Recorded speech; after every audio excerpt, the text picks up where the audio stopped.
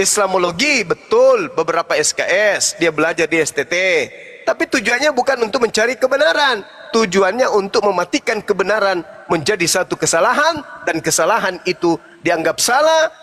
Kesalahan yang dibuat-buat itu dijadikan sebagai olok-olokan terhadap baginda Rasulullah Muhammad sallallahu alaihi wasallam. Demikian. Oke, iya, oke.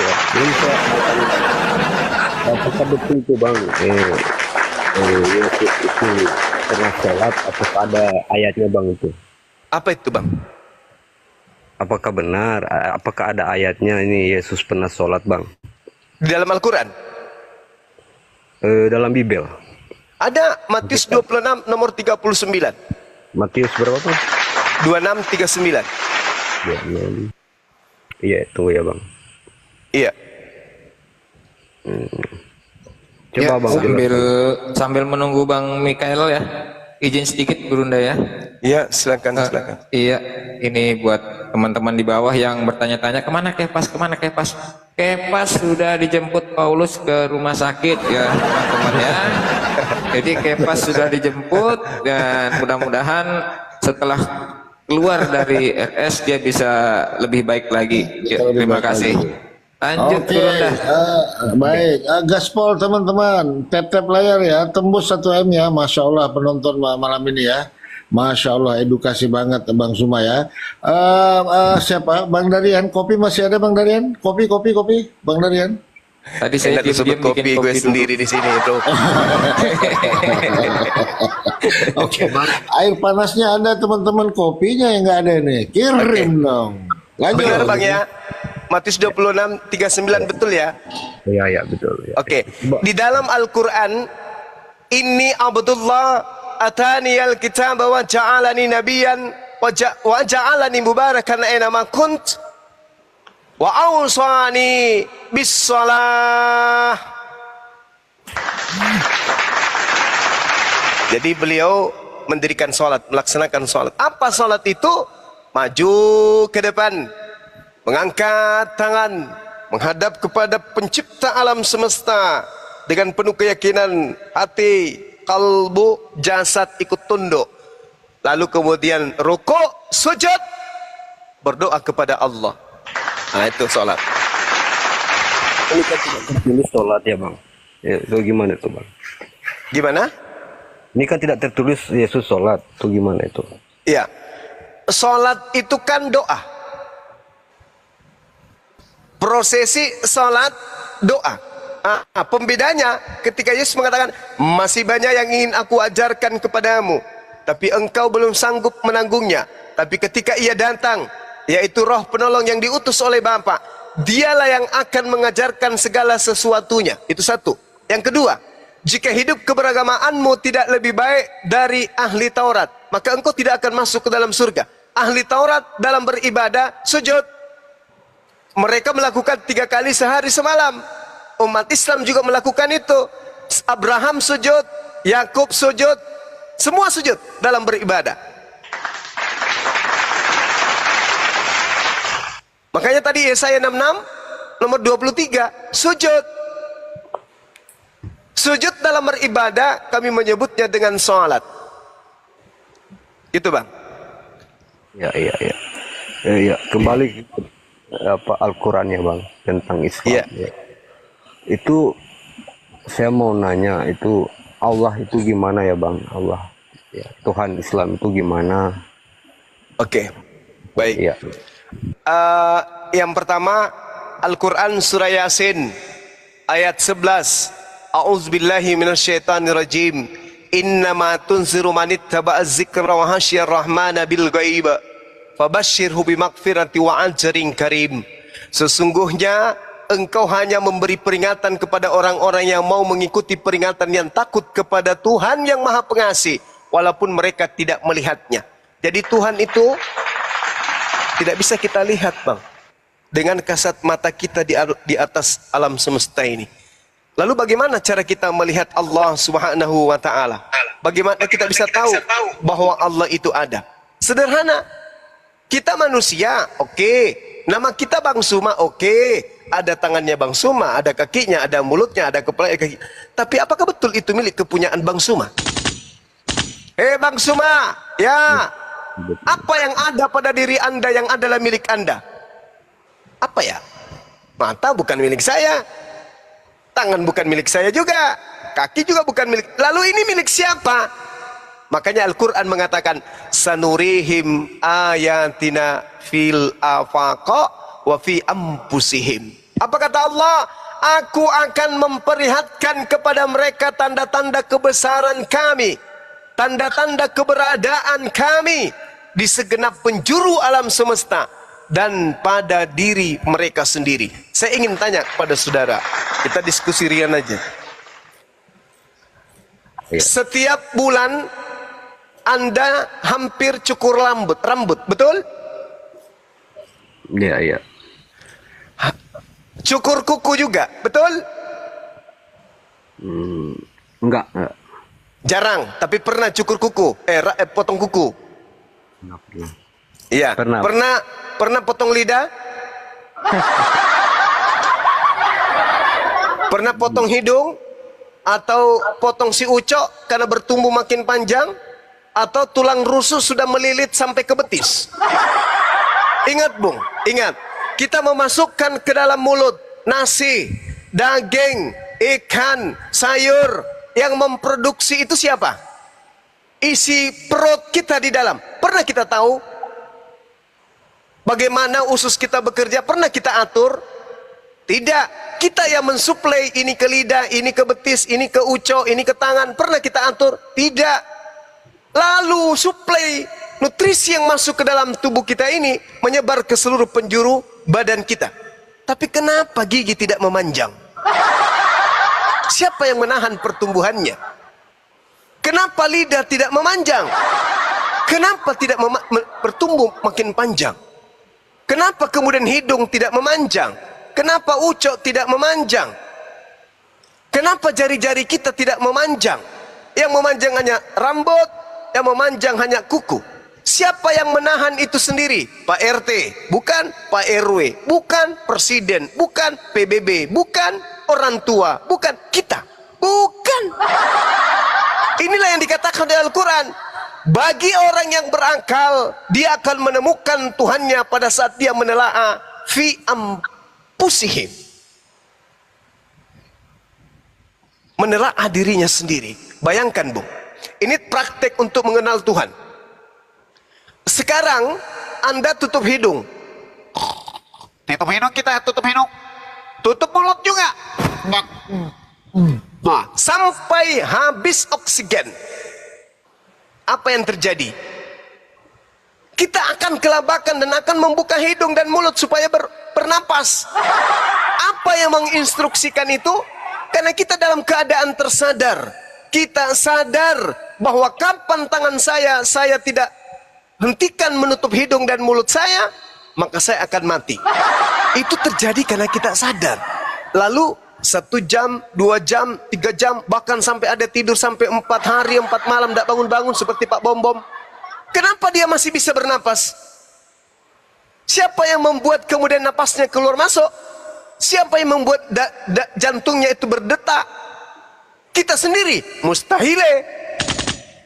Berarti kata Allah, aku ada pada diri mereka. Makanya Tuhan kami itu tidak datang, karena Tuhan kami meliputi aspek segala alam semesta beserta isinya. Itu Tuhan kami.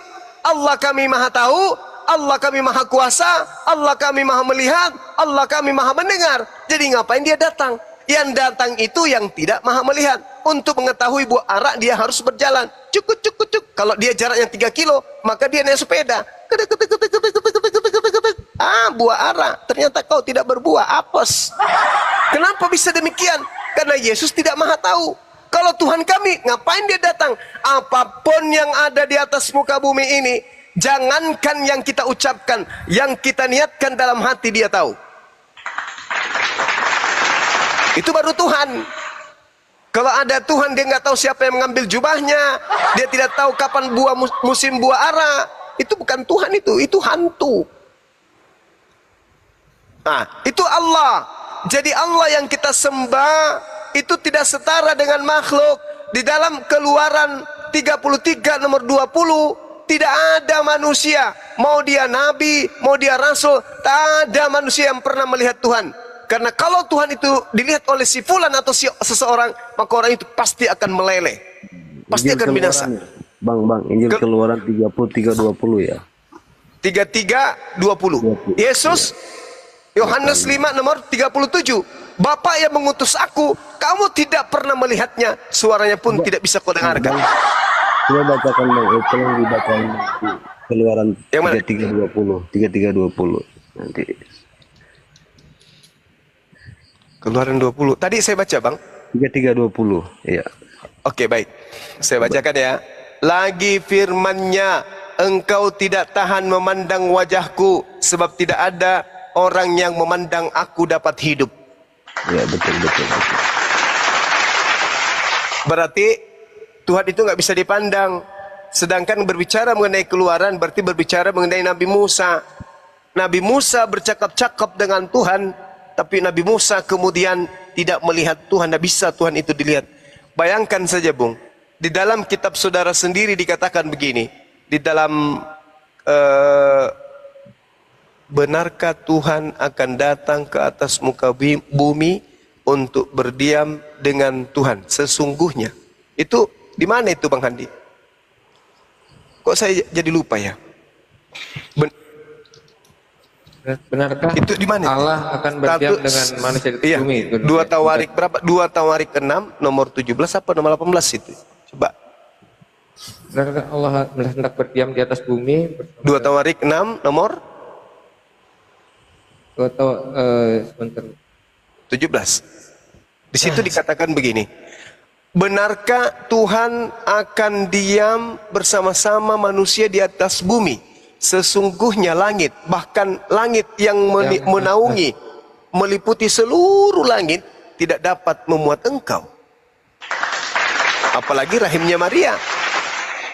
Kan gitu, Bang. Ya. Nah, ya, jadi 2 Tawarik berapa tadi? 2 Tawarik 16. 2 Tawarik 6 nomor 18. Jadi gini, Bung. Kenapa kemudian adiknya itu masuk Islam? Karena di Islam itu dikatakan begini. Yang pertama, di dalam Al-Quran surah Al-Anfal ayat 38. A'udzubillahi minasyaitonirrajim. Kullil ladina kafaru iyantahu yughfar lahum ma qad salaf wa iyaudu faqad madat sunnatul awwalin. Katakanlah kepada orang-orang yang kafir, jika mereka berhenti dari kekafirannya, Allah akan mengampuni seluruh dosa-dosa mereka yang telah lalu. Dan jika mereka kembali lagi memerangi, maka sungguh berlaku kepada mereka sunnatullah terhadap kebinasaan orang-orang terdahulu. Jadi Al-Quran mengatakan, kalau orang kafir dalam hal ini yang ingkar kepada Allah, kemudian bertobat menjadi mu'allaf, semua dosa-dosanya yang lalu-lalu itu dihapuskan semuanya, sehingga mereka menjadi anak yang baru terlahir kembali. Jadi adiknya abang itu bersih dari dosa. Nah, setelah bersih dari dosa, beliau kemudian membaca di dalam Al-Quran atau diajarkan dalam Al-Quran, Jannatu adn yadkhulunaha wa man salaha min abaihim wa azwajihim wa zurriyatihim, yaitu surga Aden. Mereka umat Islam masuk ke dalamnya bersama dengan orang-orang saleh dari nenek moyangnya, dari pasangannya, istrinya, suaminya, anaknya, cucunya. Mereka berkumpul di surga. Jadi di surga itu umat Islam itu bersama nenek moyangnya, bersama kakeknya, bersama bapak ibunya, bersama istrinya, bersama anak-anaknya, bersama cucu-cucunya. Hidup rukun. Mereka hidup sama seperti di bumi. Mereka bercengkrama bersama, bercanda bersama, hidup dalam kekekalan dengan penuh kebahagiaan. Makanya itu yang dikejar. Itu yang dikejar.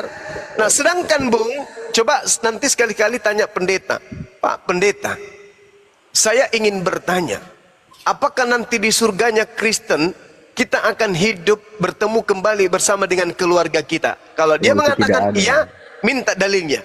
Tidak akan Tidak ada. ada. Tidak ada. Betul, betul. Hanya di Islam kita bertemu dengan orang-orang yang kita cintai. Masya Allah. Oke, jadi gini Bang, saya juga mau nanya nih Bang, Iya. tentang apa itu namanya, apa itu tentang Isra, apa itu Isra Miraj ya? Isra Mi'raj. Iya, gimana? Itu kan perjalanan Nabi Muhammad. Taruh dulu Iya, Bang Joma, jangankan teman-teman Kristen kumpul sama keluarga. Yesus saja dipisahin sama mamanya di surga. Bukan nggak diakui lagi. Ya itu kira-kira gitu. Lanjut.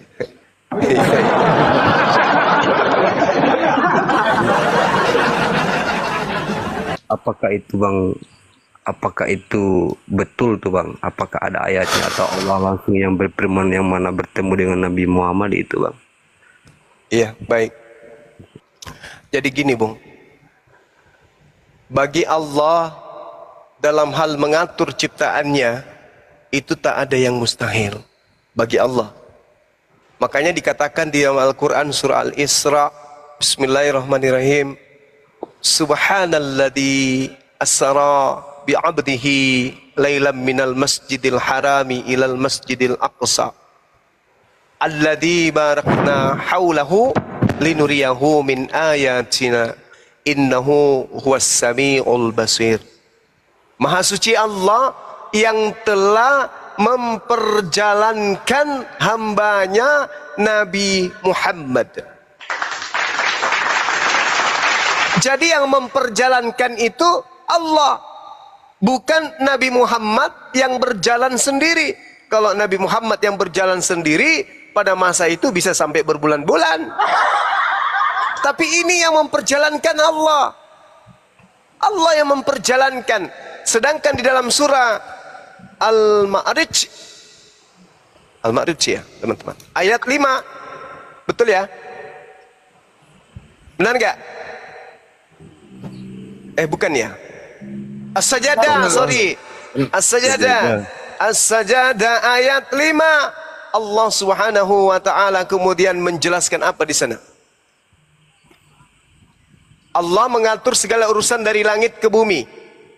Kemudian urusan itu naik kepadanya dalam satu hari yang kadarnya lamanya 1000 tahun menurut perhitunganmu. Ayo.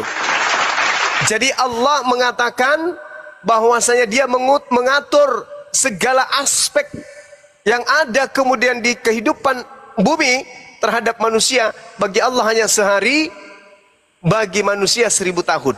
Gila nggak tuh? Jadi kalau bagi Allah sehari 1000 tahun, bagi manusia, bayangkan, bagi Nabi Muhammad itu cuma semalam. Bagi Allah itu berapa kalau semalam saja bagi hitungan manusia? Ngeri. Benar nggak? Ngeri nggak tuh? Saya ulang. 1000 tahun lamanya bagi hitungan manusia sama dengan sehari hitungan bagi Tuhan. Nah, Nabi Muhammad diperjalankan dalam hitungan hari manusia hanya berapa menit, hanya berapa jam. Kalau berapa jam saja dalam hitungan manusia, kira-kira lamanya bagi Tuhan berapa lama tuh?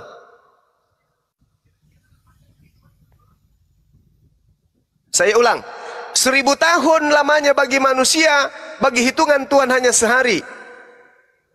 1000 tahun, sehari. Kalau cuma 3 jam, berapa saat bagi Tuhan? Ya kurang lebih 350 hari lah. 350 tahun. Enggak, abangku. Saya. Bukan seperti Bukan. itu. Hitungan kita, Nabi Muhammad hitungannya meninggalkan berapa bumi jam? berapa lama? Berapa jam hitungannya itu? Ya, Nabi Muhammad meninggalkan bumi berapa lama? Ayo. Malam kan? Malam. Satu malam kan? Satu malam. Cuman satu malam itu pun cuman berapa jam? Bagi manusia itu hanya beberapa jam saja. Bagi Tuhan berapa detik saja. Jadi kecil bagi Allah, sangat kecil bagi Allah untuk memperjalankan hambanya. Cuman satu kedipan mata manusia aja, tikuk, udah selesai. Bayangkan itu. 3 detik Hanya lah. kedipan.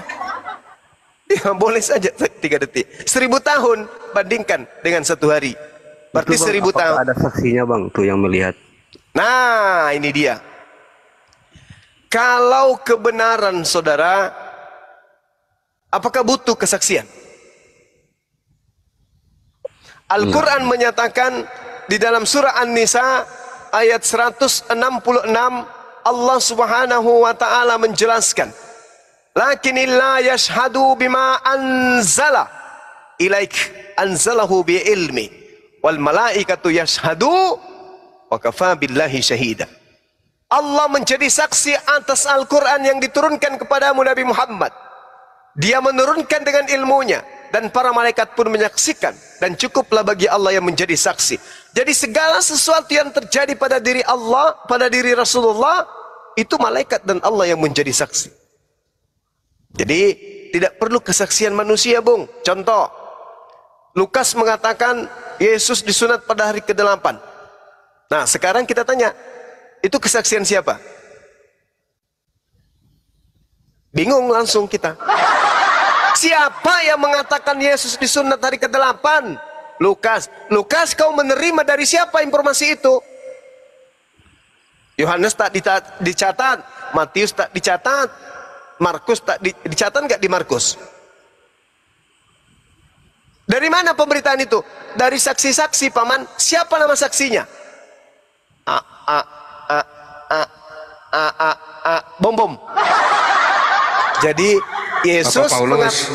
Yesus mengatakan di dalam Yohanes 8 nomor 16, 17, 18, jika engkau menghakimi orang, maka penghakimanmu itu jika aku menghakimi orang, maka penghakimanku itu betul.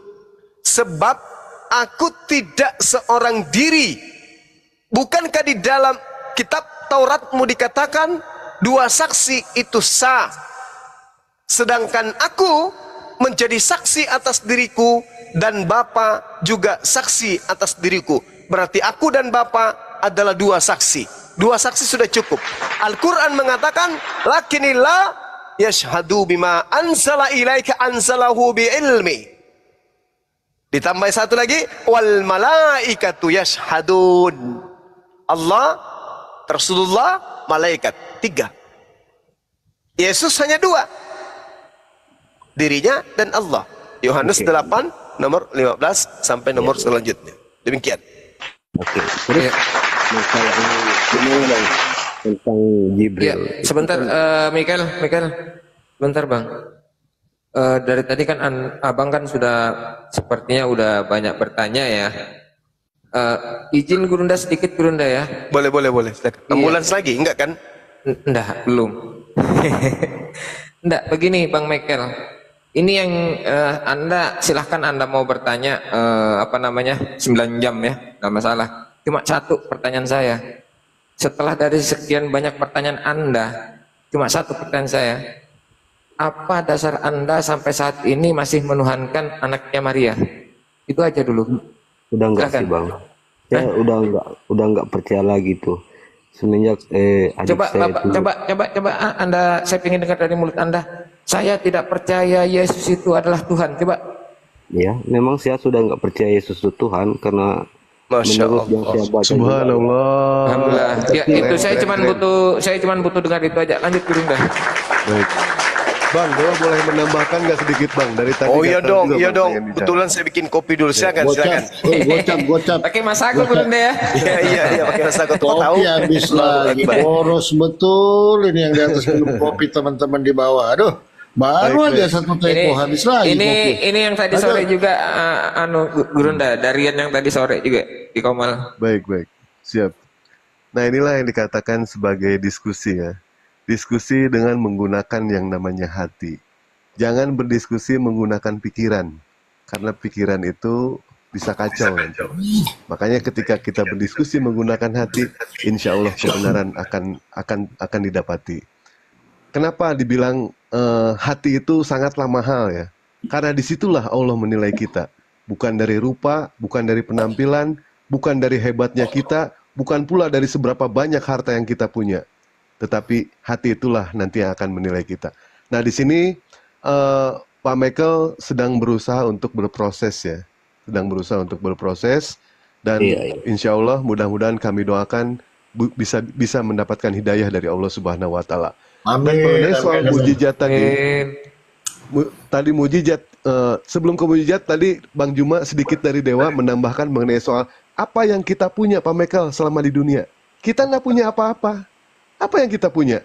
Bahkan napas kita yang kita tarik, kita keluarkan kembali itu.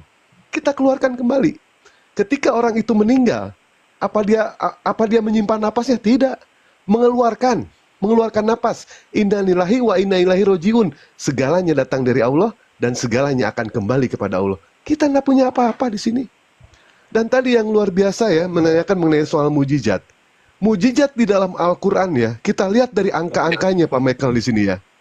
Nah, yang pertama Pak Michael ya, kata dunia disebutkan 115 kali. Kata akhirat disebutkan 115 kali, seimbang di situ. Kata surga dan neraka masing-masing disebut 77 kali. Kata iblis dan kata malaikat disebutkan 88 kali. Kata hidup dan mati di dalam Al-Quran disebutkan 145 kali. Kata pria dan wanita masing-masing disebut 23 kali. Antara 23 ditambah 23 itu sama dengan 46, itu adalah jumlah dari yang namanya kromosom. Nah, kata bulan, berapa kali disebutkan kata bulan? 12 kali kata bulan disebutkan. Kata hari di dalam Al-Quran disebutkan 365 kali. Begitu banyak ilmu matematika di dalam Al-Quran ya. Dan mengenai soal Isra Miraj itu ya, kalau misalkan kita kaji berdasarkan surah Al-Isra ayat 1, itu disebutkan perjalanan Nabi Muhammad ke mana melakukan Isra Miraj itu disebutkan cuma satu kali. Di dalam Al-Quran surah 17 ayat 1, antara jarak dengan surah At-Taubah surah 9 ya, surah 9 itu ternyata jaraknya itu 767 ayat. Nah, kalau misalkan berdasarkan dari Google ya, antara Masjidil Haram dengan Masjidil Aqsa, kalau kita ke Google Net itu ya, ke Google Map, berapa jaraknya antara Masjidil Haram dengan Masjidil Aqsa? Itu jaraknya 767 km. Apa ini suatu kebetulan? Bukan. Al-Quran bukanlah kebetulan, tapi Al-Quran adalah mujizat. Dan tadi Bang Juma menjelaskan mengenai soal perjalanan Isra Miraj, itu bukanlah Nabi Muhammad berjalan seorang diri. Nabi Muhammad tidak bisa apa-apa. Bahkan ya, mujizat-mujizat yang dilakukan oleh para nabi, itu bukan dilakukan sama dia sendiri. Ketika Nabi Musa alaihissalam membelah lautan, apakah Nabi Musa tahu? Apakah Nabi Musa bisa tanpa seizin Allah? Nggak akan bisa. Begitupun Rasulullah SAW. Ketika Nabi Muhammad melakukan Isra Miraj, kalau misalkan andaikan satu pernyataan di dalam Al-Quran mengatakan Nabi Muhammad berjalan seorang diri, saya adalah orang yang pertama yang berani mengatakan Nabi Muhammad adalah Nabi pendusta, Nabi Muhammad adalah Nabi pembohong. Andaikan Nabi Muhammad berjalan seorang diri. Tetapi di situ ayatnya dijelaskan Nabi Muhammad diperjalankan. Allah yang memperjalankan Nabi Muhammad dari Masjidil Haram ke Sidratul Muntaha. Jadi bukan keinginan Nabi Muhammad, bukan. Tapi itu adalah keinginan Allah. Allah yang memperjalankan. Apa yang tidak mungkin bagi Allah? Semua mungkin kalau Allah menghendaki. Begitu. Ya, Pak Michael, tambahan sedikit dari Dewa. Oke. Silakan. Baik. Oke, silakan. Mungkin Bang Handi mau ditambahkan sedikit? Atau teman-teman ada sambil menunggu Bang Suma bikin kopi? Ini Bang Handi. Assalamualaikum Bang Handi. Jangan ini. Oh, Bang Handi kah? 15K. Bang Handi. Nggak apa-apa, mungkin Dewa lagi aja ya. Tadi Oh. soalnya Dewa niatnya cuma sebentar aja. Iya, dibikin Tadi lama mengenai aja. soal... Oh, bikin lama. Seneng yang Iya. lama, nggak seneng yang sebentar. Kopinya dikencangin buat Bang Dewa, kopinya dikencangin. Dibikin Dan lama. Pak Michael tadi mengenai soal pernikahan ya, banyak poin yang Dewa catat di sini ya. Mengenai soal pernikahan baginda Rasulullah dengan Bunda Siti Aisyah gitu ya. Tadi Bang Juma sudah menjelaskan secara gamblang ketika yang namanya terjadi perang itu, Bunda Siti Aisyah itu berusia di atas 15 tahun. Jadi hadis yang kami ambil itu, Nabi Muhammad menikah dengan Bunda Siti Aisyah itu umur 18 tahun. Dan mengenai soal hadis itu, Pak Michael itu harus yang namanya belajar. Iya, Hadis iya, itu betul. ada yang namanya tingkatan, Pak Michael. Dan itu pun tergantung dari jumlah periwayatan.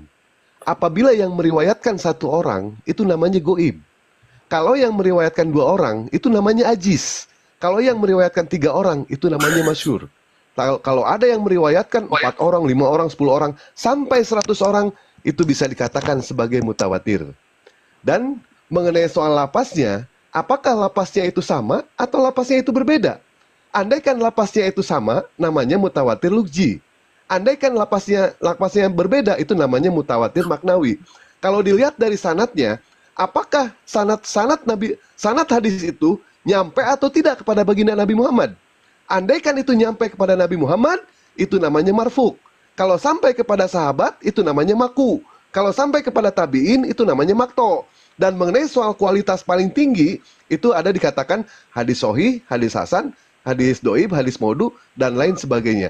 Dan mengenai soal pernikahan Bunda Siti Aisyah dengan baginda Rasulullah, itu bisa dikatakan hadisnya sohih, tetapi yang meriwayatkannya ini, dia ternyata umur 80 tahun. Ketika Nabi Muhammad menikah dengan Bunda Siti Aisyah, yang meriwayatkannya ini tidak menyaksikan pernikahan Nabi Muhammad. Posisi beliau itu adalah cucunya Salma, masih dalam kandungan. Begitu Pak Michael. Tapi itu dikatakan sebagai sahih. Makanya itulah yang sering digoreng-goreng sama Oten. Nah, ketika mereka menyerang dengan hadis seperti itu, kami pun umat muslim balas menyerang. Bagaimana dengan pernikahan di dalam kekristenan? Apakah ada syarat-syaratnya? Ternyata tidak ada sama sekali. Bahkan mereka pedang lawan pedang boleh, apem lawan apem boleh. Bahkan pernikahan yang dikatakan mereka benci sama poligami, tetapi ada salah satu jemaat dari Eropa yang melakukan poliandri. Siapa itu? Silakan ketik di Google kalau tidak percaya. Siapa itu Peter dan Paul? Mereka adalah 2 orang suami, istrinya cuma 1. Istrinya adalah Maria Butsky. Mereka melakukan poliandri. Bahkan yang lebih ekstrim lagi, ada yang menikah dengan, mohon maaf ya, Pak Michael ya, dengan binatang. Iya, iya. Dengan binatang mereka menikah. Lagi bete, ya kan, sekarang resmi di mana-mana. Kenapa lagi bete itu diresmikan? Karena mereka takut kehilangan domba. Karena banyak para domba yang melakukan protes kepada pihak petinggi gereja sama pendeta sama pastor. Andaikan lagi bete tidak diresmikan, mereka akan keluar dari kekristenan dan mereka tidak akan pernah yang namanya membayar perpuluhan. Demi yang namanya mempertahankan domba, akhirnya gunting pita sudah yang namanya lagi bete. Begitu, Pak Michael. Jadi itulah yang saya kan selama ini juga sering nyimak ya tentang diskusi. Tapi saya gini Bang Dewa, izin sedikit Bang Michael tentang kan begini, kalau saya lihat Bang Michael ini kan sudah ada keraguan dan bahkan sudah tidak yakin ya dengan Yesus itu sebagai Tuhan. Menurut saya sebenarnya dalam proses belajar itu kan running. Kita kan nggak tahu Bang Dewa ya, teman-temannya. Siapa tahu tidur langsung besok innalillahi, gimana itu barang itu kan? Dan tidak sedikit seperti itu. Jadi begini, kalau memang Pak, sudah ada kayaknya sudah tinggal klik aja nih sebenarnya Bang Michael. jadi begini, Iya. Silakan Bang, silakan. kemarin saya itu sudah sempat ketemu salah satu ustadz di Manado itu. Oh, Manado, Masya Allah. Iya. Tapi saya kan mau nyelesain dulu tugas saya, pekerjaan saya. Karena kami ini kan keluarga besar kan semuanya Kristen ya Bang. Iya ya, tahu ya Pak ya.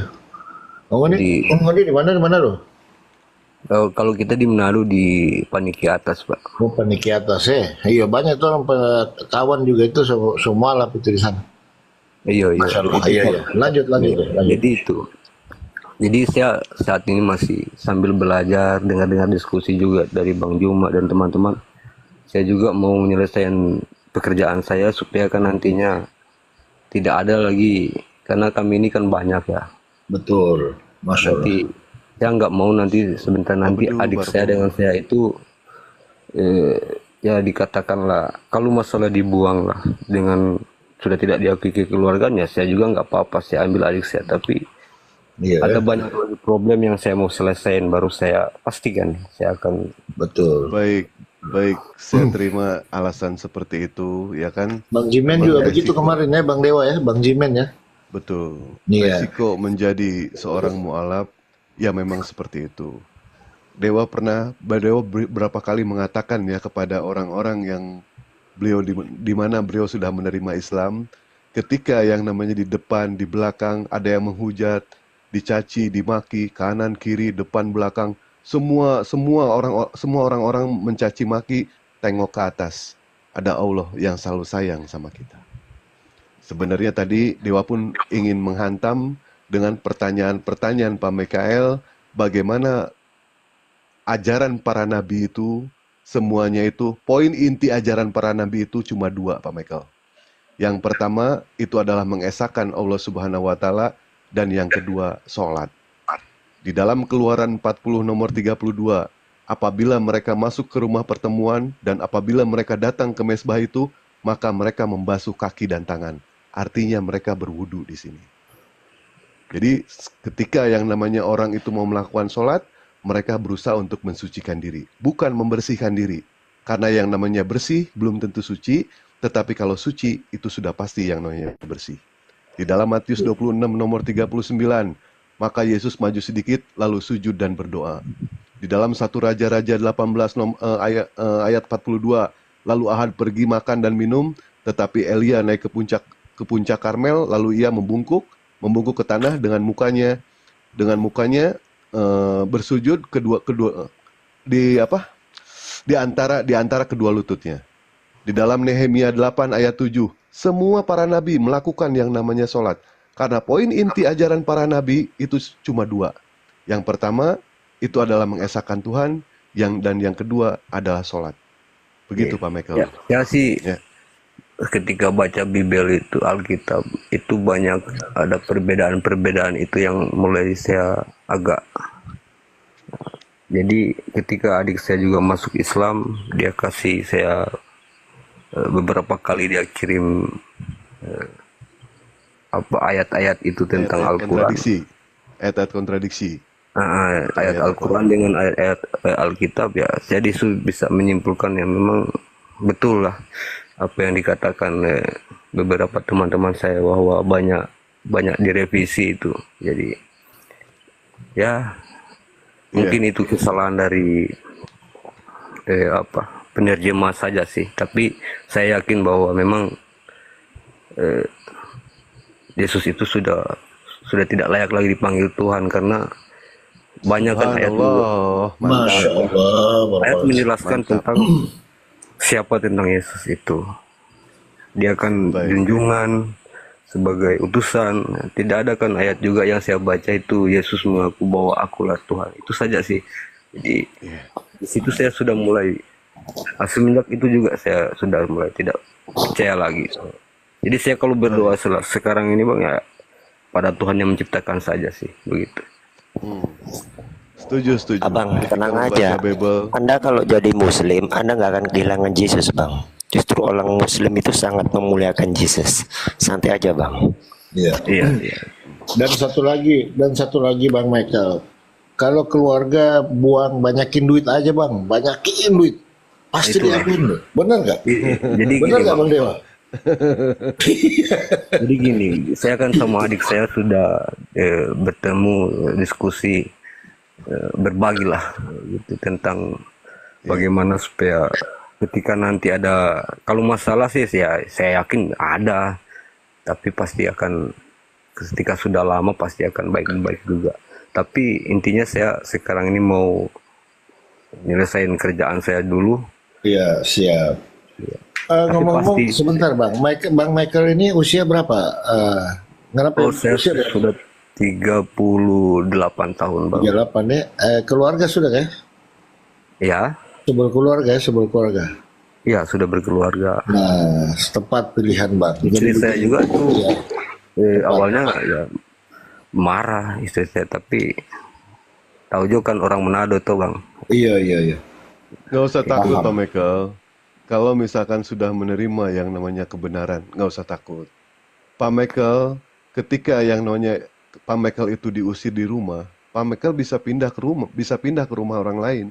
Iya, iya, Ketika saya Pak tahu Michael itu. itu bekerja, diusir di tempat pekerjaan, dipecat, bisa nyari pekerjaan lain. Tapi Iya, kalau iya. sudah mati, di tanah, mau kemana? Di situ lu. Betah nggak betah, udah tidur lu di situ. Jadi gini, ini kan maaf Ya. ya bang, saya potong. Itu adik saya kan ya masih bebas ya, masih tanggung jawab saya juga itu, walaupun dia masih sekolah. Iya. Jadi sekarang ini saya mau nyelesain pekerjaan sambil belajar, ya, belajar tentang Islam bagaimana. Hmm. Ketika sudah selesai kan saya pastikan itu, pasti saya meninggalin agama saya yang selama ini saya anut dah. Abang bisa menjamin, Bang. Abang bisa menjamin kalau abang itu masih hidup. Kita tidak Besok. tahu loh, Bang, ke depannya itu seperti Memang apa. Bukannya saya seorang juga tidak Mahadewa menjamin. mendoakan, bukan mendakuti, bukan. Bang, kalau misalkan toh mau tobat, jangan dinanti-nanti, Bang. Takut abang keburu mati. Kalau mau Iya. insaf, jangan kapan-kapan. Takut nanti abang terbungkus oleh kain kafan. Mumpung kita masih di atas tanah, siapa tahu besok lusa tanah di atas Iya. kita. Binasa kita nanti, Bang. Memang benar bang, tapi gini bang, saat ini kan saya sama istri saya, bahkan istri saya sudah tidur ini. Saya itu maunya biar anak-anak saya itu ya senang lah, bahagia lah, nggak nanti sebentar dia tahu gimana kan ya. Jadi intinya saya pastikan itu secepatnya nanti. Baik. Sudah pernah diomong-omong dengan istri atau bagaimana, Bang? Sudah pernah bang. Sudah pernah. Apa responnya, Bang? Ya awalnya sih marah-marah ya bang, tapi Iya. lama kelamaan dia mulai bertanya-tanya, ya saya juga bingung. Dia mau tanya Tuhan itu gimana, saya juga bingung menjelasinya karena secara apa kan sudah tidak masuk logika. Michael Iyalah. sudah Jo. Iya. Michael sudah Jo. Kiapa ngana dang takut sama itu adang. Semuanya laki-laki ngana. Ini yang di bawah aneh ya. Maksud Bang itu Dewa kan jangan maksa. Yang memaksa siapa? Yang maksa. Orang yang ngomong baik-baik. Nggak punya kepentingan, Dewa. Nggak punya kepentingan Iya. mengislamkan dia. Nggak ada. ya ini kan Iya, iya. bukan memaksa ya, abang-abang ini bukan memaksa. Saya tahu itu, saya mengerti. Bang, kalau bisa, kalau abang naik komal gini, istrinya juga ikut. Jadi biar sama-sama mendengarkan, gitu bang. Istrinya Maunya gini loh, Pak.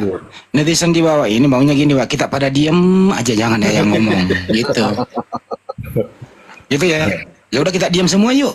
Supaya nggak ada yang maksa. Betul. Orang lagi ngobrol biasa kok. Ya, betul kata Bang Ben tadi. Nanti ada waktu kok ajak istri dengar kalau mau kapan besok atau kapan lagi kan? Aja Iya, waktu iya. Bang. Mumpung masih bernapas, betul kata Bang Dewa Bang. Kalau sudah nggak ada lagi, dikubur itu aja. Man rabbuka, masa jawabnya Yesus? Aduh, habis kita Bang. ya Gitu. memang Apalagi ada anak-anak Bang ya, salah kita memilih jalan, mati semua anak-anak masuk juga. Ditanya lagi mana Biu kah? Paulus, buset dah. Waduh, palu lagi bagian. Gitu Bang. udah 2 malam sih ini saya berpikir ya gimana anak-anak saya, gimana itu. Iya, itulah Bang. Ketika Abang kan supir Bang ya, ketika salah belok jalan masuk semua ke jurang Bang. Ya Nauzubillah min makanya saya mau coba besok itu mau jelasin ke istri yang gimana. Iya. Maunya saya itu semuanya lah, semua istri anak-anak saya itu. Izin bang, biasa dulu saya banyak temen di Manado gitu. Mulai dari Malalayang ke bawah itu. Kalau mereka itu mualaf, ada beberapa cara. Mereka mualaf dulu sendiri. Iya. Tadinya itu sering ngumpul-ngumpul. Biasa dong orang kalau malam dang pesta. Tahu Iya, tengana ya. Terus istrinya ngomong, papa kok nggak jarang keluar lagi kan gitu. Iya. Terus dijawab baik-baik, papa udah nggak mau deh kayak gitu, kayaknya dilarang oleh Tuhan deh. Bapak sudah nggak mabok lagi papa. apa tuh sudah nggak main judi lagi gitu loh. Ya jadi seiring dengan waktu istri nanya kok banyak perubahan. Tapi sebenarnya ya dia punya suami udah mualaf tapi diam-diam, sholat juga diam-diam demi menghormati orang rumah. Tapi perubahannya sangat signifikan. Akhirnya suatu saat terbuka, oh, inilah Islam yang sebenarnya. Begitu kira-kira Pak Mikal. Jadi berbagai cara lah. Tapi saya nggak ngajari Anda loh ya. Kira-kira begitu Bang. Makasih. Lanjut. Siap. Dan ini kalau misalkan toh butuh gini aja, apa mau Dewa kirim buku Dewa? Insya Allah buku Dewa ini apa sih semua menjawab seperti penyaliban, seperti penebusan dosa dan siapa itu Paulus. Bandingkan dengan Islam nanti. Kalau misalkan Ya, mau, Bang Dewa. Michael nanti Dewa kasih. Sebenarnya udah closing itu Bang, sudah closing Bible. Dia udah nggak yakin gitu loh. Ini Bang Dewa, kalau kirim buku kalau tentang Bible aja, saya udah nggak. Oh baik kalau seperti itu. Dewa maksudnya gini, Dewa sekalian iklan loh Papa Lopo. Ini kan ada 4.000 mata memandang gitu kan. Iya sekalian iklan, boleh dong. Betul, boleh, iklan boleh, sebentar. Nah, boleh. ya Lupa gua dong. Alhamdulillah, fisabilillah. Ini Dewa bikin satu buku ya. Selama diskusi Dewa, diskusi 5 tahun. Dewa diskusi 5 tahun. Dewa tulis ayat per ayat sedikit demi sedikit. Akhirnya jadilah yang namanya buku. Ini ada 400 halaman. Ini buku ini berisi tentang mengenai soal penyaliban, dosa penebusan dan lain sebagainya. Kalau ada yang tertarik, silakan hubungi Dewa. Ini 400 halaman. Dewa tidak menargetkan harga berapa, ya. Jadilah apologet semuanya, jadilah cerdas semua. Mari kita sama-sama berjuang untuk membentengi saudara-saudara kita dari pemurtadan-pemurtadan yang dilakukan oleh para misionaris. Kalau misalkan tidak berani ke atas diskusi, minimal ketika kita dihadapkan dengan misionaris, kita bisa melawan mereka. Kalau ada yang tertarik, silakan. Udah Dewa clipping ini. Udah siap kirim seperti ini ya, dikirimnya. Alhamdulillah sudah ada 30 orang yang yang memesan. Kalau ada yang tertarik, DM Dewa. Setelah Dewa keluar dari sini, DM-nya semua pasti dibalas sama Dewa. Ya, silakan hubungi Dewa. Jadi apologet semuanya ya. Jadi apologet. Mari kita sama-sama berjuang membentengi umat Muslim dari pemurtadan yang dilakukan oleh para misionaris. Ya, nih bukunya. Silakan baca. Silakan. Nanti DM ke Dewa. Harga Bang Dewa, harga. Kalau harga Dewa tidak terserah harga berapa. Yang jelas di fotokopi sama Dewa. Minimal berapa, ongkosnya berapa gitu loh. Lanjut. Ya kalau harga sih ini di fotokopi jadi clipping seperti ini, anggaplah itu 55.000 deh ya, 55.000. 60 ongkos lah. kirimnya tanggung sendiri ongkos kirimnya. Cincinnya ya, masih silakan dipakai. DM Dewa. Cincinnya. Oh iya Bang.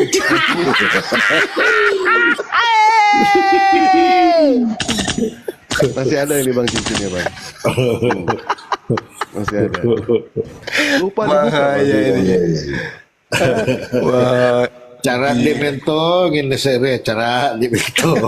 Ini Yesus Bang, Yesus versi Indonesia ini, Yesus versi Indonesia. iya. Itu ular tembaga yang ditinggikan di padang gurun pada saat Nabi Musa itu. Ya kan? Ya lanjut. Iya. Ya silakan ya. Ini DM Dewa bagi yang berminat dengan bukunya. Ya, mudah-mudahan kita di sini sama-sama berjuang ya. Berjuang, ajak umat Muslim ke jalan yang benar dan sampaikanlah kepada orang-orang kafir walaupun cuma satu ayat. Andaikan kita sudah menyampaikan, dia tidak menerima, la ikraha fidin. Tidak ada paksaan di dalam ajaran agama Islam. Setelah kita sampaikan, dia tetap masih begitu juga, lakum dinukum waliyadin. Agamamu, agamaku. Setelah meninggal nanti, silahkan bawa pertanggungjawaban masing-masing. Yang penting tugas kita sudah selesai untuk menyampaikan. Ini ular ya, ularnya ini. Baik, itu aja. Terima kasih. Oke, lanjut.